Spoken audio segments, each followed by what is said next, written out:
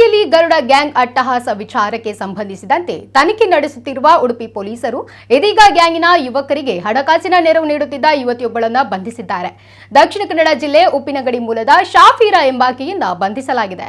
ಗರುಡ ಗ್ಯಾಂಗ್ನಲ್ಲಿ ಶಾಮೀಲಾಗಿದ್ದ ಆರೋಪಿ ಇಸಾಕ್ ಎಂಬ ಯುವಕನ ಗೆಳತಿ ಶಾಫೀರಾ ಬಂಧಿತ ಆರೋಪಿ. ಗ್ಯಾಂಗಿನ ಆರೋಪಿಗಳಿಗೆ ಈಕೆ ಆಶ್ರಯ, ಹಣಕಾಸು ವ್ಯವಸ್ಥೆ ಮಾಡುತ್ತಿದ್ದಳು ಎಂದು ಪೊಲೀಸರು ತಿಳಿಸಿದ್ದಾರೆ. ಬ್ಯಾಂಕ್ ಅಕೌಂಟ್ ಮೂಲಕ ಹಣ ರವಾನೆ ಮಾಡಿರುವ ವಿಚಾರದಲ್ಲಿ ಈಕೆಯನ್ನ ಬಂಧಿಸಲಾಗಿದೆ. ಮೊಬೈಲ್ ಫೋನ್ ನೀಡಿ ತಲೆಮರೆಸಿಕೊಳ್ಳಲು ಸಹಾಯ ಮಾಡಿದ್ದಾಳೆ. ಉಡುಪಿ ನಗರ ಠಾಣೆ ಪೊಲೀಸರ ಕಾರ್ಯಾಚರಣೆ ಮುಂದುವರಿಸಿದ್ದಾರೆ ಎಂದು ಉಡುಪಿ ಎಸ್ಪಿ ಡಾಕ್ಟರ್ ಅರುಣ್ ಕುಮಾರ್ ಮಾಹಿತಿ ನೀಡಿದ್ದಾರೆ.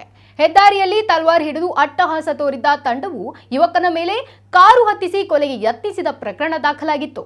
ಗರುಡ ಗ್ಯಾಂಗಿನ ನಡುವೆ ಹೊಡೆದಾಟ ನಡೆಯುತ್ತಿರುವ ವಿಡಿಯೋ ವೈರಲ್ ಆದ ಬಳಿಕ ಪೊಲೀಸರು ಪ್ರಕರಣ ದಾಖಲಿಸಿದ್ದರು.